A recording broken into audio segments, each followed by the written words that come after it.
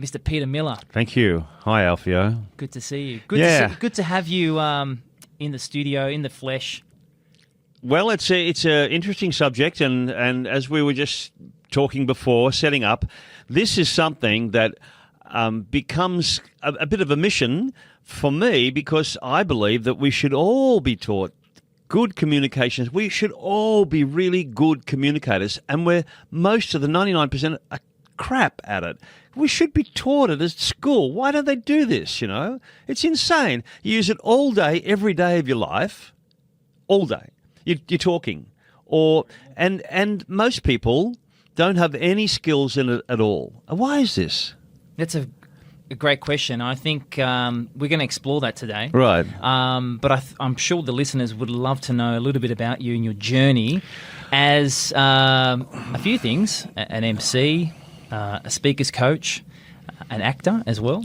Yeah, well, it comes from that frustration, actually, because I went to acting school for many reasons, but one of them was to, get rid of my shyness, really. I knew I like film. You shy? Really?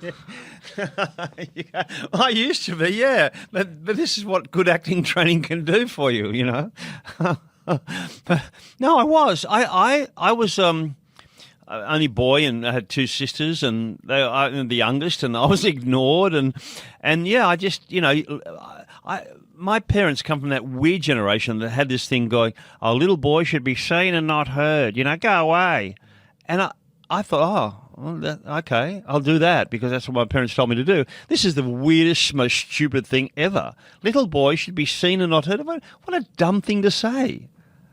Well, I remember in our last chat, we had a casual chat about this, and you mentioned that, and I know for a fact that a lot of people out there growing up had parents where they had certain expectations that you had to go to school, and you had to then go to university, and you had to go through a particular pathway.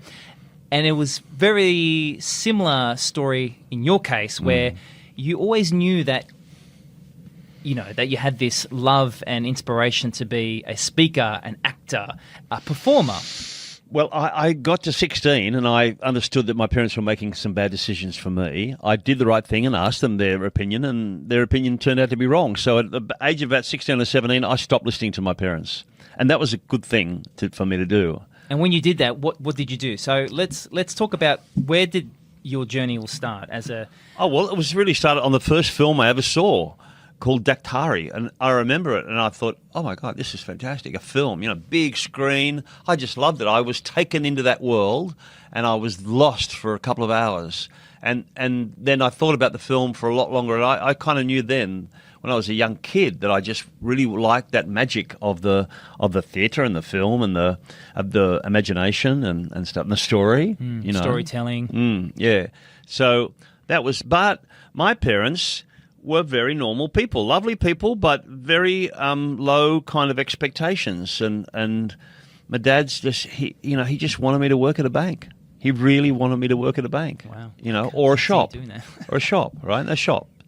I'm not having a go at anyone who works in the bank. It's fine, or a shop, but that's not me. So they had no attempt to understand me. And when I said I wanted to be an actor, that sort of spun their head around, because they thought actors were either gypsies, or you had to be born into the family, or you were gay. So my dad said, "Are you trying to tell me you're gay? You better not be, And I thought, oh, bugger this for a joke. This is ridiculous, And my mum rang the teacher from school and took me out of the school play. I had a sort of semi-lead there.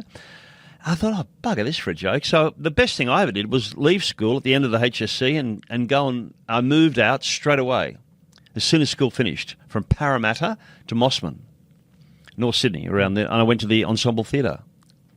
Right? Amazing. And I bought a motorbike. Another thing, my parents went, "Oh my God, you're going to kill yourself, The perfect combo. Performer, actor, and a motorbike. Yeah. So I just set myself free, and I'm really kind of glad I did that. I really tried hard to please them, but it was just, I couldn't manage it. I would imagine it would have been very challenging to get work. You kind of had to, was it like... You've got to have an agent. If you have a good agent, you've got a good chance. If you don't have a good agent, then your career is stuffed. And it's the career is not set up for the actor. The actor's the last on the food chain, and it's not set up for the actor to win. You know, and even my daughter, 25 years later, had exactly the same experience. Yeah. She was awesome, much better than me, awesome actor, but really, you know, what are you going to do? Just wait around and wait around. And today you self-audition, so you can do an audition at home. But do you think they let them know? So she's hanging on, and they haven't got the decency to ring and say, no, you're not on the list, or, you know. And I thought, this is terrible, you know. No respect, right? As an MC, I was at a wedding once, and there was a director who was the father of, not the father of the bride, but I think he was the uncle of the bride.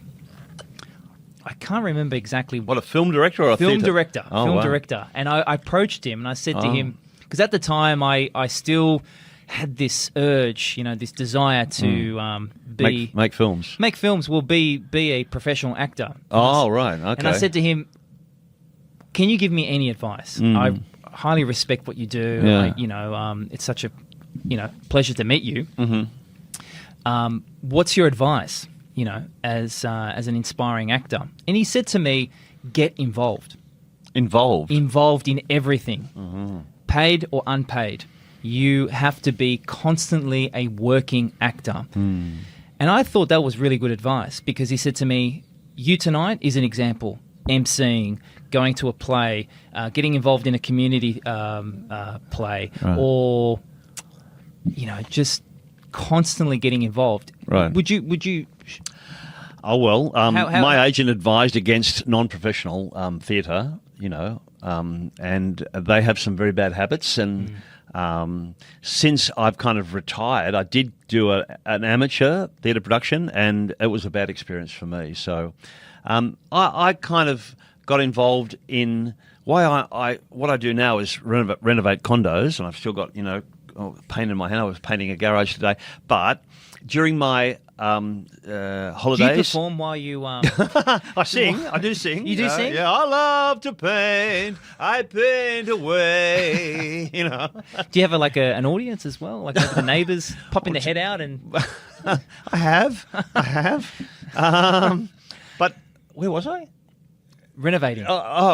Because during the holidays, I knew a art director, and he said, come and work for me. And so I got involved in building sets. So I was close enough to it, because I promised myself, after I was walking out the door, the gates of my drama studio, after 3 years of hell and high water in the mid-'80s, I promised myself I'd never, ever take another paid money job if it didn't involve my acting skills. And that was a good promise I made to myself, and it forced me into what's called spruiking, right? So I went to the Actors Centre in Devonshire Street, which is now in Leichhardt. That's right. Forum. Really cool. And on the notice board they said, use your acting skills, microphone promotion. I went, okay, I'll try that. And it was spruiking on a microphone in shopping centres. I loved it. I just loved it because it was spontaneous. They gave me just sell the jumpers there, man. Normally $15. We'll get them away for 10. Okay, cool. And it was great because it was creative. I worked on my voice. I worked on my comedy skills. And I just had to get the attention of people who weren't there for me. They were there for shopping, And I created this whole kind of show, So the spruiking, and it kind of, that's what you're talking about, like getting involved in everything, anything that can enhance your being. So, Seneca said, know thyself. The two words, right? Know, pretty powerful, right? Really powerful. And for a speaker or for a performer, an actor, anybody who's going to contribute, knowing thyself is really a key. So knowing thyself in any industry is really a big key. Huge. Right? Yeah. And I guess in the Let's Be Brave podcast, it's all about, positive mindsets and having the confidence, in this case, having the confidence to speak and to use thy voice. And not just as a professional, but I know a lot of my listeners and clients, I encourage them to use their voice, get their phone out and basically share what they're doing and their journey. And I find that a lot of them they just feel, I don't have the confidence to do that. I'm not good in front of camera. I don't think I could do it. I guess in this podcast, what are some of the ways that someone can build their confidence when it comes to using their voice? Okay. Well, it's the big C word. Confidence is where it's at. Confidence and courage. That's bravery, right? But confidence is a trick. It's magic. And I have long subscribed to the theory of fake it till you make it. I wasn't born with confidence. There's no natural born speakers or performers. You learn it. And I just knew where I wanted to get. I wanted to get there, but I was here. And I thought, just fake it, man. And it'll turn. And it's a self-fulfilling prophecy. And I had an image of a performer I wanted to be on stage. And I want to be like him. I just really, that kind of. And so I put pictures up on my wall, and eventually you get there. And actually you surpass it, or you get somewhere close. And you go, cool. It's no timeline. It's kind of being very clear about where you want to go. And confidence, you can't buy it. You got to earn it. And it can take time. And I find having a purpose-driven approach. Yeah. When it comes to, in this case, creating a video or addressing, your colleagues or, your clients. And talking about what you do and your passions and all that stuff, I think you got to have some sort of purpose behind that. Yeah, well, there's two people. There's two types of people. The guy who's really, or the girl who's really driven and wants to communicate and feels a real strong need, a calling to communicate and educate the world, and often from a trainer or something like that. And they feel it from a young age. And that's a great, and I work with those people to create a keynote, and it's of original material, and they go and they inspire the world and motivate the world, and it's a real experience. It's original material that they've had some, survived on Mount Everest with a Mars bar for 40 days kind of thing, something, or whatever, but they've created something or invented something, or they've had some, and that's useful for people.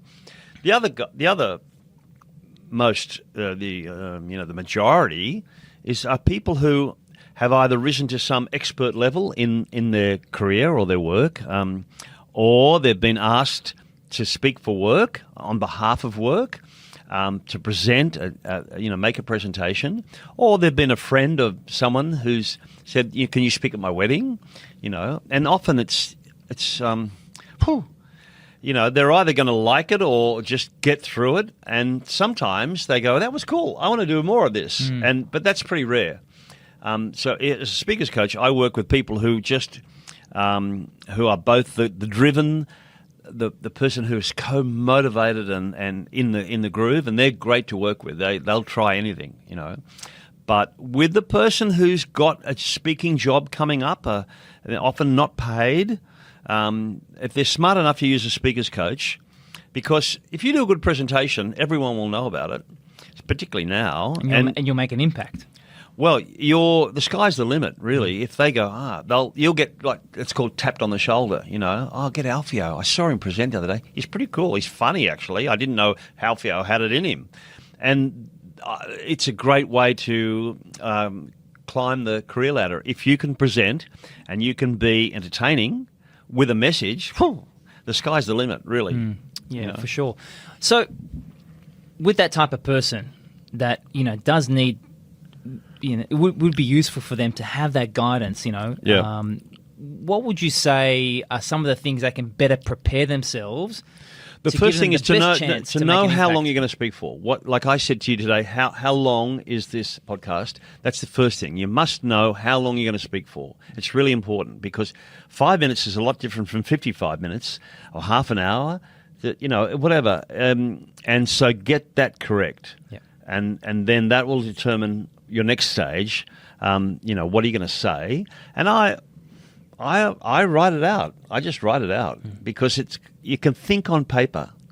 It works. Thinking up here is too hard. Think on paper, put it down, and then try it out. This is what I want to mention. What's your story? There's a thing called the fishbone technique, right? The fishbone technique's pretty cool.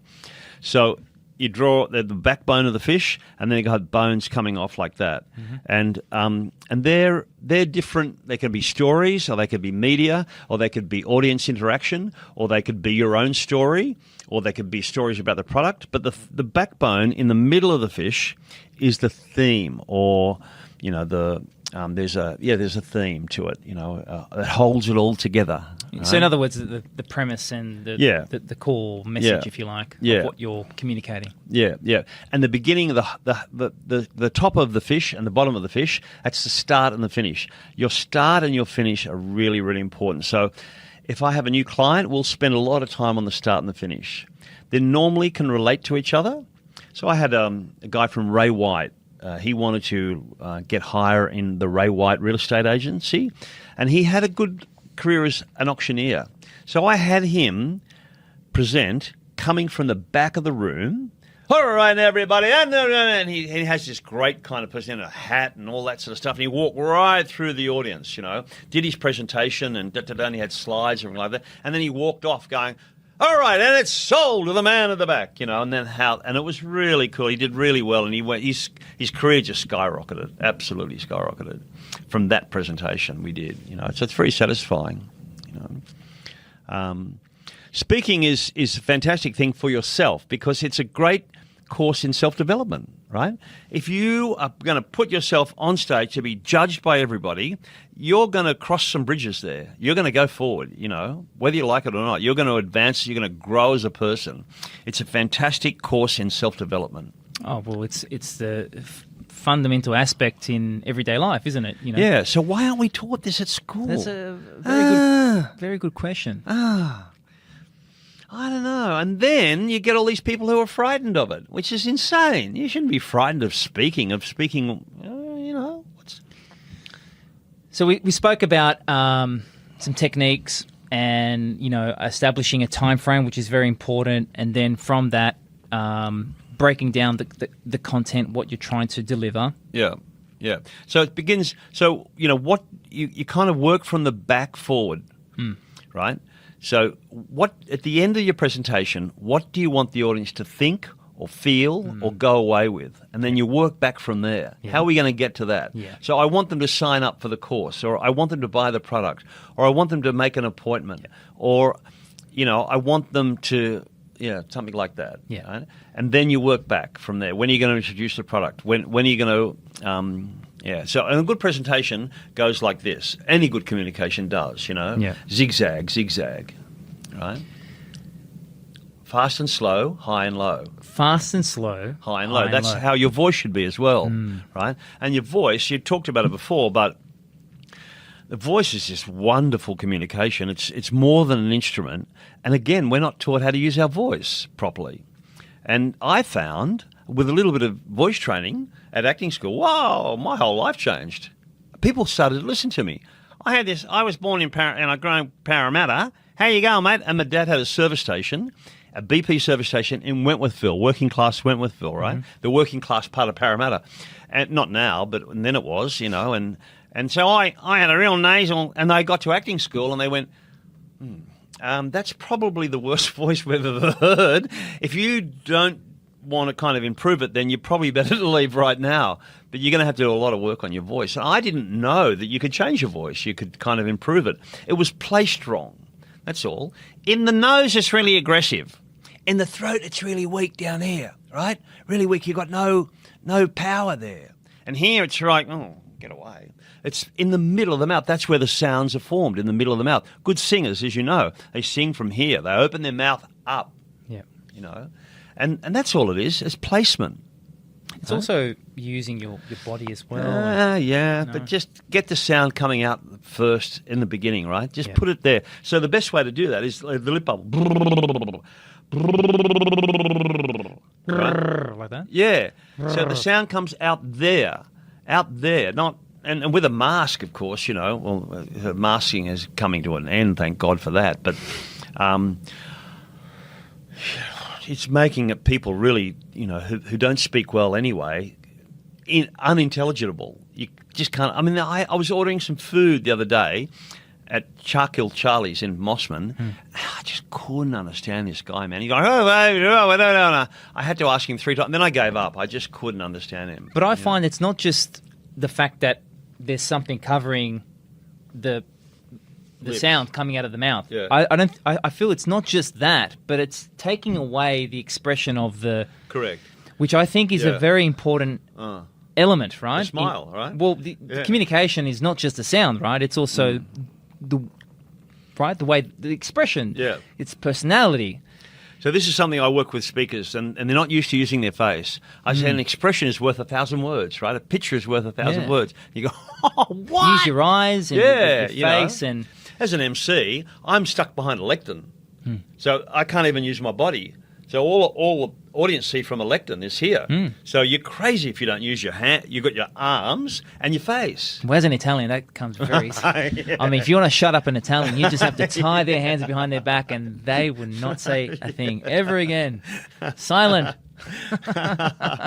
Hey, what are you talking about? Why you laugh? Huh? Manage.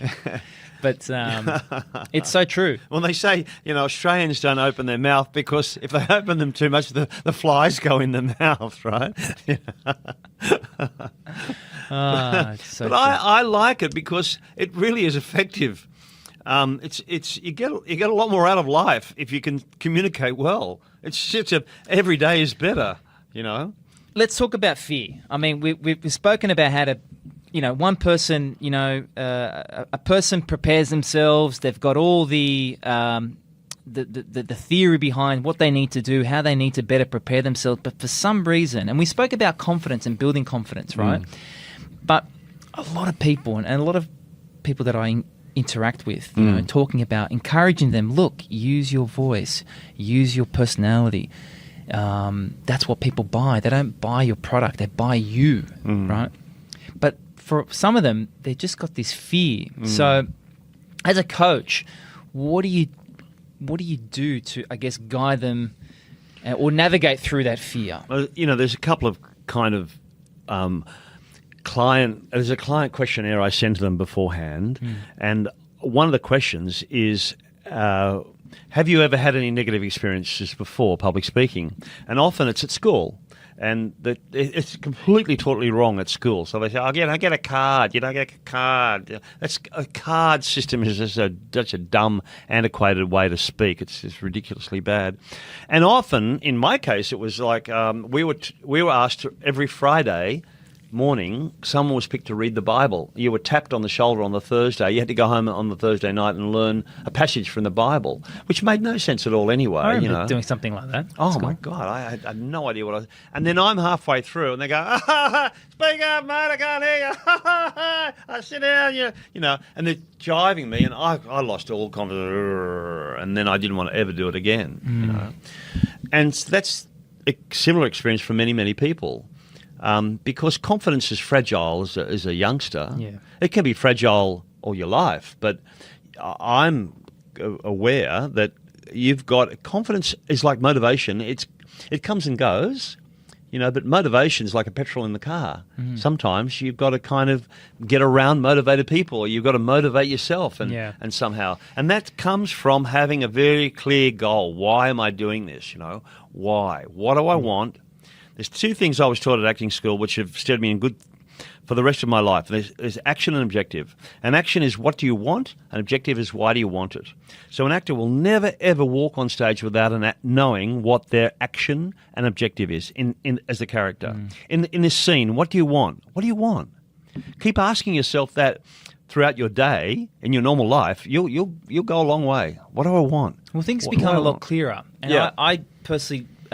realized that when I was very clear about where I wanted to go with my filmmaking and storytelling journey, is fundamentally inspiring people with positive mindsets. For me, mental health is very, very close to home. It's it's something that is an important topic. Right.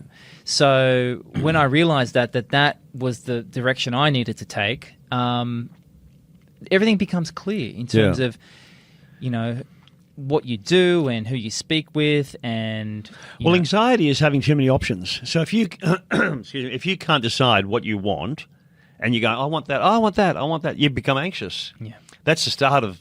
Yeah. And you get that feeling that you're just overwhelmed. Yeah. I've gone through that. Yeah. I've gone through that, and it's not a nice feeling. No. So I write a list every day, right?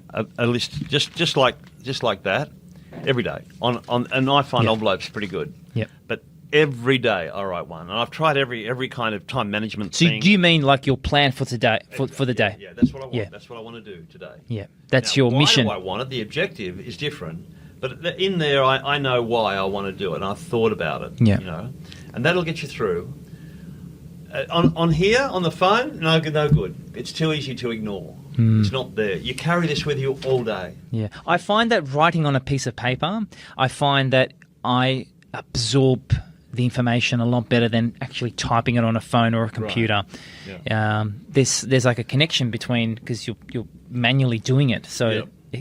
you know what I mean. It's like Yeah. page and body connection. So Well, it's staring you in the face. And I put that on the computer, and I'm looking at it, and it's not going to go away. Yeah. And but the computer screens, they come and they go. You know, you're on one screen and another. But that stays there. And believe me, I've tried lots and lots of different ones. This really works every day. And if I'm having a day off, I don't write one.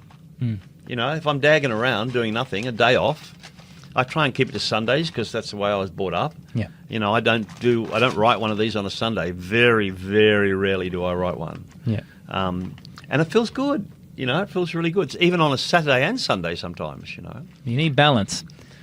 Yeah, balance is dependent on where you are and what you're doing and But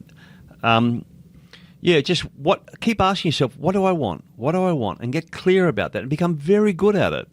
So I started, you know, in my mid-20s, and you become very good at understanding, what do you want? What do you want? What do I want here? What do I want? Why do I want it? Why do I want it? And so we were asked, before we went on stage, we had to hand the teacher, our acting teacher, our action and objective, right? And he'd look at it, or she'd look at it, and go, okay. And then I'd do my scene, and then the rest of the class had to kind of guess or understand what my action objective was. What's Peter going for here, you know? And then they'd mark me and they said, did he get it? Did he hit that action? Did he hit that objective? Or what we call inner attitude, but that's for another podcast about the inner attitudes. And if the rest of the class said, yeah, he hit that inner attitude, then you moved on to the next inner attitude. Yeah, but that's for another podcast because that's a big subject. That's a whole topic in itself. Yeah. Last time we spoke, you mentioned, if you don't mind sharing again, about a trauma that you went through a few years ago, many years ago. If you're comfortable to share, would love to know, I guess, how you navigated through that trauma. Yeah. Well, it never leaves you. You know, it's there. Okay, and let me rephrase. A lot of times people have traumatic experiences, and it creates blockages in their life. So what are some of the things you did to overcome those barriers, to push through in life, and overcome those blockages? Oh, well, you know, you've got to kind of look at yourself and you know whether you're feeling good or feeling bad. And a lot of my thoughts were negative. Most of my thoughts were negative. And I was just sick and tired of having negative thoughts, that's all the time. It was a drag. It was just, I had no energy. And the guilt, I was in, long story short, car accident, I was the driver, my girlfriend was the passenger, and as a result of the injuries, she died. So the guilt is huge, you know, and never leaves you. It never leaves you, it's still there. And, it's just part of your tapestry, you know, it's part of you. There's been many kind of advantages is the kind of wrong word, but I had to deal with my negative thoughts. And one day, I talked to the universe, if you like. I talked to myself a lot, and I asked the questions. I'm sick and tired of this crap thoughts. I'm just sick and tired of it, you know. What am I going to do, man? And anyway, I must have the message must have got through, because I'm wondering. I was out in the country in a place called Orange in New South Wales, and that's where the accident happened. And I walked into a bookshop, and I wasn't a bookshop person. I never really a big reader, and I picked up a book by Montgomery Clift, about Montgomery Clift, the actor, by Patricia Bosworth, and I started to read it. I read it in the shop, and I thought, do I want this? I didn't want to I never like buying a lot of things, because they're not going to manage it, you know. I don't like buying stuff. So I thought, okay, I'll buy it. And I read the whole thing through. I think I read it twice. It was brilliant. And I understood from that he was a very, troubled is the wrong word, but he had lots of conflicting. He was gay in this kind of 1940s Hollywood thing, but he was really talented and loved, and he had a beautiful heart, but he was a multi-dimensional character. I thought, Peter, what are you going to worry about, mate? Look at this guy. He went through hell and back again, you know? And so that made me feel better, but the result of the book was I became a stronger person, and I didn't have as many negative thoughts. And then I started to read, and I got lots of autobiographies. So I started to read biographies of people, and that strengthened me as a person and made me feel not so bad, you know. And then I started to read psychological books on Jung, Carl Gustav Jung, and tried to understand myself a bit. And that Know Thyself by Seneca has been my guiding northern star. Just know thyself. You must be a better person. If you have a journey where you're an LLL, right, a lifelong learner, like there's no stopping, you'll always be a lifelong learner. You'll always be getting better, raising the bar, evolving. Then you can't go wrong. You just can't. It's impossible, right? And because staying stagnant is dangerous. It's so dangerous. Yeah, particularly now. It's really dangerous. Staying stagnant is not the way to go. No. Yeah, and it's not an effort. People go, I don't want to read, you know. No, there's audiobooks now. I love audiobooks. There's no There's no excuse. You got podcasts. Yeah, you got podcasts, exactly, which didn't happen before. It was only radio, you know. And I've never stopped reading. I just read and educate, and I just get better and better and better and smarter, and my brain's just on fire, and I'm just juiced all the time, you know. And you're drawing upon inspirations from other stories and other people, and that can be relatable or... Well, you know, standing on the shoulders of giants, you've heard this before, right? That's the best way to be. Someone said... Eleanor Roosevelt said, learn from the mistakes of others, because you can't make all of them yourself in just one lifetime, you know. You haven't got enough lifetime to make them all yourself. So learn from the mistakes of others. But I learn from the wins of others, you know. Elon Musk, the head of Tesla, he likes winning. And so do I. I get more from my wins than I do from my losses. And he said, you start to string a few wins together and it becomes a habit. And for him, he's proved that, right? Because I've just read the story of Tesla, how it came about. Oh, man, difficult job. Really, he had his back up against the wall so many times, and he succeeded. He just started to put wins together, and then it kind of got through. I find that's persistence. For me personally, it's Right. chipping away. And it Persistence, always comes, for me, it always come back to what are you trying to achieve? My core value is honesty and truth. That's it. And I just can't lie. But being in Asia, that's difficult for me, because they have this thing about saving face. Saving face is kind of legitimate lying or White lies. What? White lies. Well, yeah, because you're obliged to save the face of someone by telling them a lie if it's not true. So right? you mean like to be polite? Yeah. Right. Yeah, even though it's wrong. Don't hurt their feelings. Yeah, You don't hurt particularly their if they're in a feelings. group of friends. Right. You cannot publicly humiliate them, right? And in Australia, they do it all the time. They take the mickey, you know. Well, then you get the Romans. My mum's Roman, and they're just ruthless. There's just no filter. They will say exactly what they think on the spot. Right. There's no hiding. Well, and that's difficult for me to be in Asia and have this stupid thing. That's why I married my wife, because she's the only person that can she's handle what? my mother. Oh, she's a Roman, is she? Your wife? My wife is my wife's dad's. My father-in-law was Roman, so Right. she understands the no filter of a Roman. No filter. Wow. There's no filter, my friend. Wow. If you truly know Romans, Really? they're just anyway. That's another story. Well, I'm roaming around the world at the moment, but and I find Asia a fantastic. Every day is inspirational to me, and you just have to put some stuff to the side, let it go through to the keeper, because I don't get. I've started to write a little bit of a book about the difference between East and West, because we have lots of people coming to Chiang Mai in Thailand because it's the headquarters of the world for digital nomads.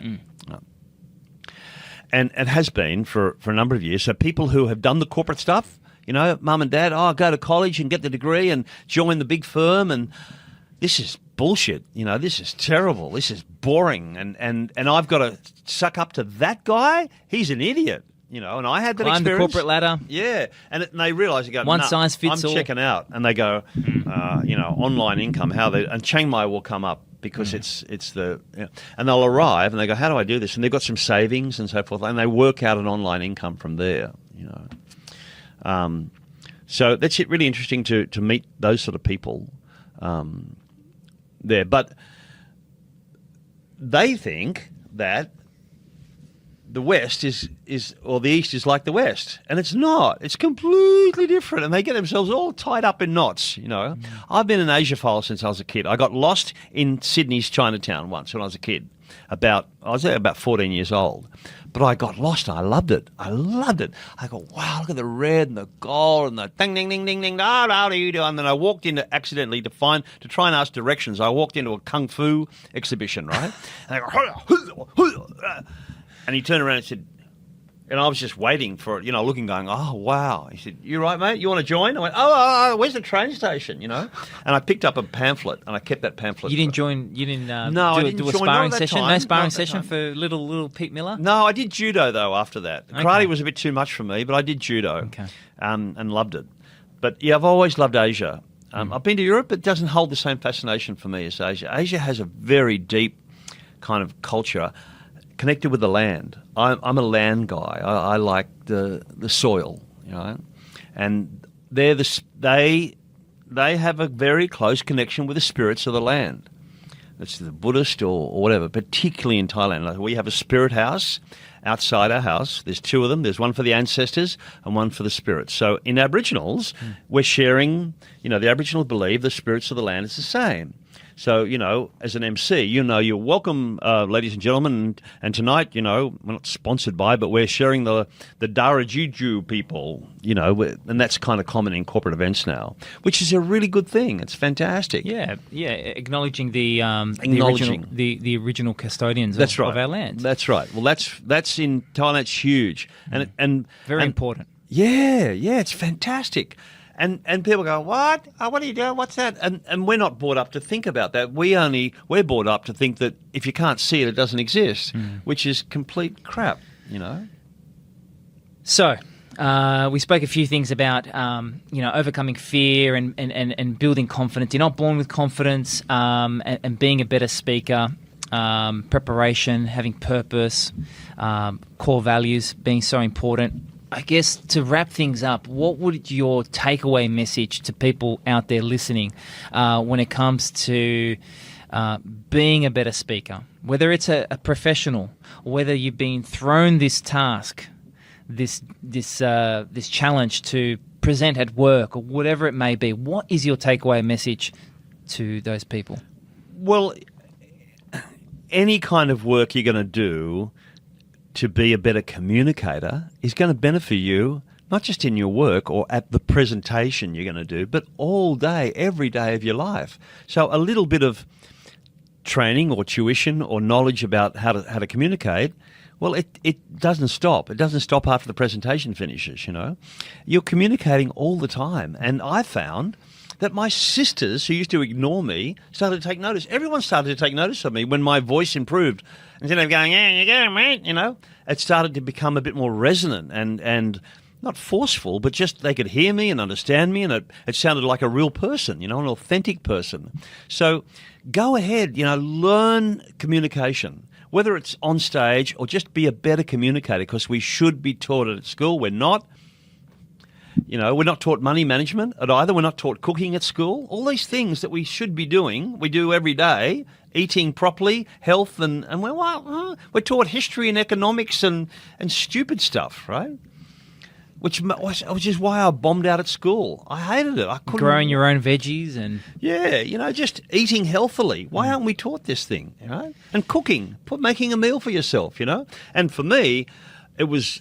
Like, I'm a condo guy now, so, just putting a simple, like, a lot of guys wouldn't even know how to put a picture up on a wall, right? How to put a plug in a wall and da-da-da-da. They go, I can't do that, Just simple stuff like that, everyday stuff. So, yeah, return on investment of that studying communication is huge. Yeah. Right? The return on investment is starting to be a gardener. Well, it's okay, you get exercise, but I believe that the return on investment about studying communication is enormous, enormous. And it's so multidimensional. It's, it encompasses so many things. Thank you. What's the name for this gesture? Oh, it's Sawadee Krap. Okay. Sawadee Krap. So that's hello, and it's also goodbye, but it's also thank you as well. So Thai people will always greet each other. So those that are listening and not watching, we are putting our palms together, like a prayer, and it's to say thank you. The Indians will say namaste. Namaste, yes. Namaste. And the Muslims put their hand on their heart and say, what do they say? Sorry, I just can't remember off the top of my head. But that's kind of, it's very gentle. It is. For here it's friends. For there it's your teacher, and for there it's a monk. Oh, wow. For those people who are listening, the level of the hands on your chin, on your forehead, or sort of on your head, is to do with the title of the person, or the level of respect. It's beautiful. Yeah, it's really lovely. So they don't do shaking hands. You'll never ever shake anyone's hand. No props. Prop. Fist. Oh. No elbows. No, they're gentle people. They're just lovely. They're beautiful people. And I'm there to kind of, keep a low level of stress. I've never been good at handling stress that much. I take it onto my body. That's why I can't watch any kind of violence on TV. I take it in. I'm an empath. Being brave and being courageous and is knowing what if you know what you want, you'll be braver. You'll be more courageous. Yeah. If you can get really good at understanding what do I want, ask yourself that question, I'm sure you'll be fine. What does it mean for you to be brave? Oh, well, what does it mean for me to be brave it's kind of essential. If you're not brave, then you'll fear, I guess, and fear, F-E-A-R, is false emotions appearing real. So you're kind of kidding yourself, We've all got it inside us. We all have got the ability to be brave and courageous, except we're talked out of it, Don't watch the 6 o'clock news. Whatever you do, watch the news. It'll kill you. You don't need to know that some young girl's been raped. You don't need to know all that rubbish about war and just do your own stuff, I stopped doing that about 9 months ago, and one of the best things I've ever done. Yeah, I haven't watched it for including more than 10 years. Including the mainstream radio. Yeah. Well, I've never been a radio listener, but yeah, you have, good thoughts inside you. They're there. You've just got to be able to supplant or replace the negative thoughts and get to 51%, at least 51%. Get more positive thoughts than negative thoughts. Because I had many more negative thoughts than positive thoughts. And I thought, I'm sick of this. It's draining. I've been there. It's very draining. Yeah. It's an energy... it just draws so much energy, and then you're just left feeling like you're on an empty tank. Well, you feel like a bit of a mouse on a kind of a treadmill. You're going in circles. Yeah, you're going in circles. So I can relate to that. Know thyself is so important. Yeah, and it doesn't stop. And then from there, things become very clear, and it's a lot easier to navigate through crap. And back yourself. be your own coach. I mean, people are just waiting around for someone else to sort of make them feel good. It's not going to happen, right? It's just not gonna happen. Find that we just, and I'm a culprit of this, we're so hard on ourselves. Yeah. And I feel we're so hard on ourselves because we're trying to compare ourselves to other people. Yeah. People that are on a completely different journey. Yeah. Like whether it could be, let's say you're an inspiring actor and you look at Hugh Jackman, but Hugh Jackman is this, and well, hang on a second. You don't know what journey he's on. Yeah. You don't know at this point in time how happy he is. So No, it's yeah. comparing yourself is so dangerous. I've done it, and then from time to time, I have that little voice in my head that where I almost fall in that trap again. But I remind myself quickly. Well, hang on a second. This is my journey. This is where I want to go. You can do it yourself, but it's also even better with a partner, is to debrief at the end of the day. Yeah. And my partner and I, we have a big silver coin.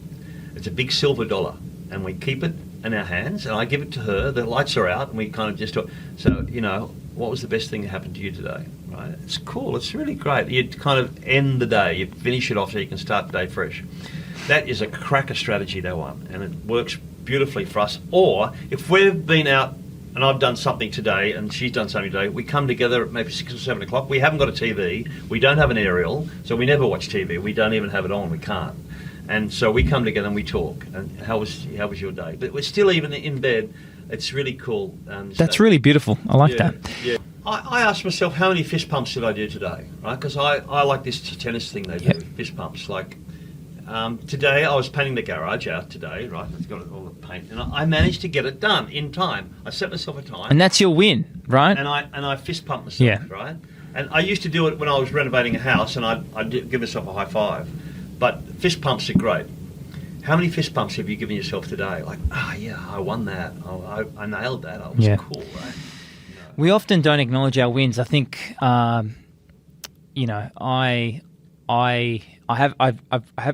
didn't do this always, but now I acknowledge my daily wins. Cool. Even if it's a tiny little win. Yeah. Today's a win, right? We're just sitting here is a win. This is I mean, look, it's a massive win because you don't live in Australia anymore, and you're only here from time to time. Yeah. So, I mean, I'm very grateful that we're here in person. I've always had to connect with you because when we're on the same level, really. Do you remember the first time that we met? I was filming a wedding back in 2008. Right. Do you remember? Right. Well, that was the one on the trolley, was it? That's no. This is even further back. Okay. Yeah. Because I heard about you because you were playing Jesus. Yes. Yeah, that's right. And you had to carry the cross. And I did. Like that. And that's how I knew about you. And I thought, that was back in 2008. Wow. Yeah. Time flies. And you had the long hair and everything like that. I thought, that's a cool job. That would be a very cool job. Well, that again, that's another podcast altogether. Right. That was a life-changing experience. Yeah. It was truly amazing. It was exhausting at times. But again, this is not about me, but I will share that story. I haven't actually shared that story. That's a great story. That is a great story. I saw a photo of you as well, carrying the cross. It was the dramatization of the resurrection, right? Was it something like that, or Easter? Was it Easter? It was for World Youth Day. Right. So millions of pilgrims basically come together to a particular city. It happens every 3 years. Sydney were privileged to have it in our city in 2008. The Pope was here. You had literally, hundreds of thousands of pilgrims all around the world to worship, sing.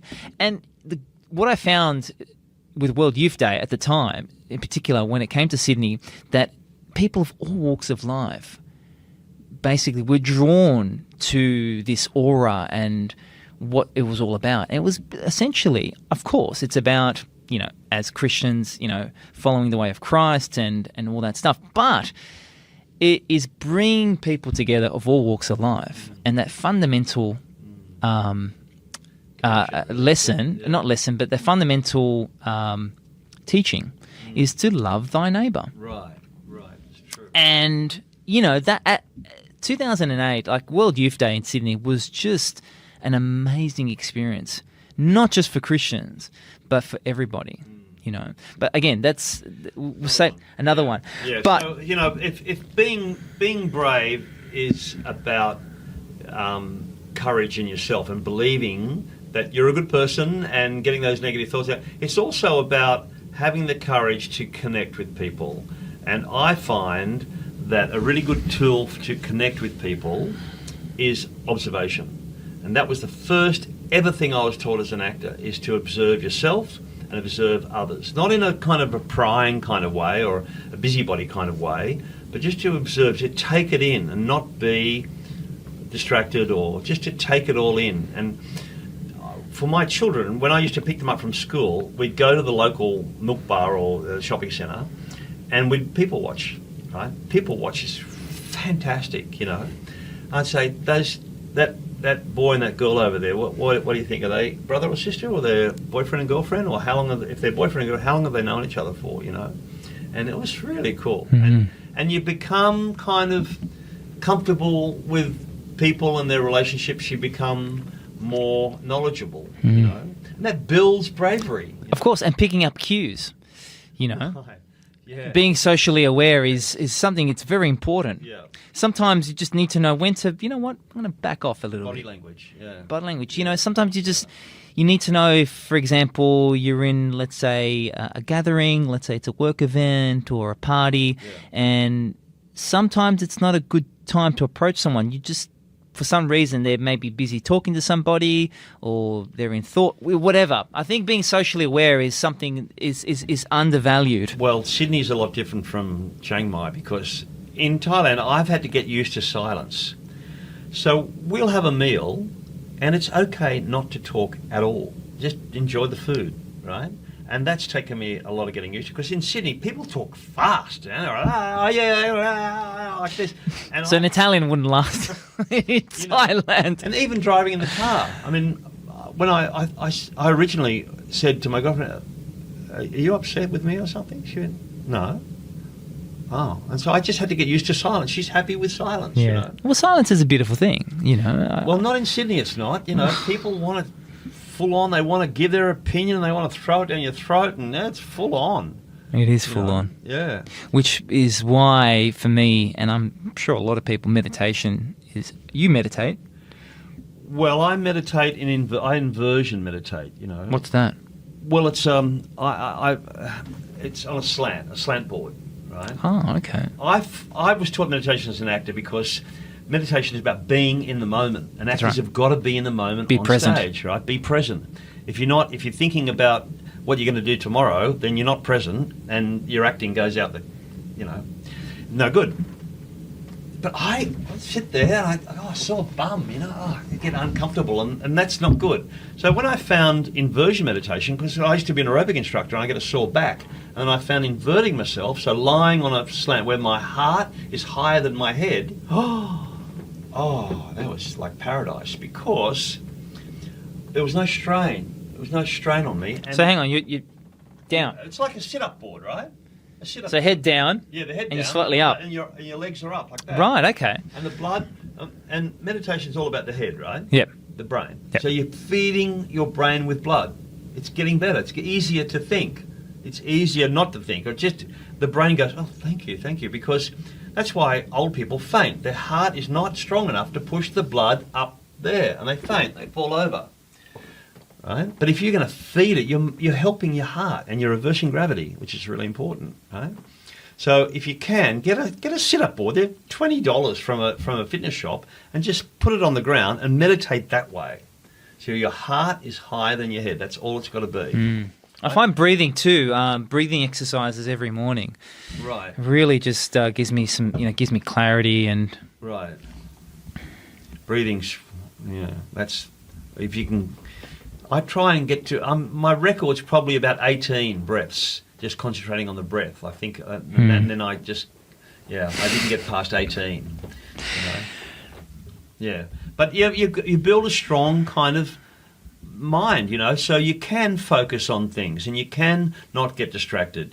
I'm very guilty of being distracted, and I'm getting much better at it, and that helps. That list helps right in front of me. I can't ignore it. That's the thing to do today. Even if there's one thing I've got to do, I'll put it on there. Yeah. and it's fantastic. It's so simple, and ordinary. There's no technology involved, but there's just too many temptations out there for us.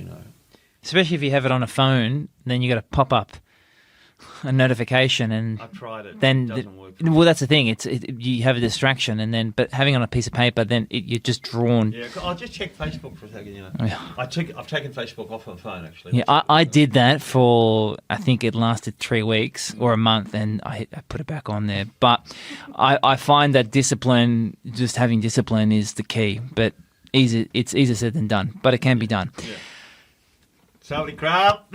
How do we say it again? Sawadee crap. Sawadee. Crap. Sawadee crab. A girl would say sawadee car. Okay. Yeah, so car and crap. Sawadee crap. Men, yeah. Thank Sawadee you. Crap. Until next time. Until next time.